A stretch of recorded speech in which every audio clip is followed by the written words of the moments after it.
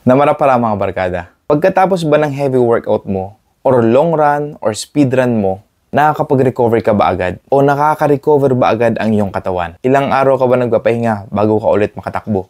Nagre-recovery run ka ba? Recovery run, pag-usapan natin.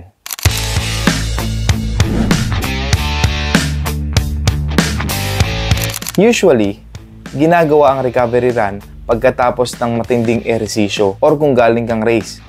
Pero hindi ito ginagawa the day after. Depende din to sa katawan mo kung kaya mo na mag-recovery run. Ang recovery run is short distance and slow pacing. Ang main objective nito is mapabilis ang pag-recover ng ating mga katawan. Pinapabilis nito ang blood flow patungo sa ating mga muscles para mawala ang metabolic waste, pananakit ng muscle at paninigas nito. Ngayon, ano naman ang metabolic waste? Ang metabolic waste ay substances na natitira na na-process ng ating metabolism na kailangang ilabas tulad ng carbon dioxide, urea at uric acid.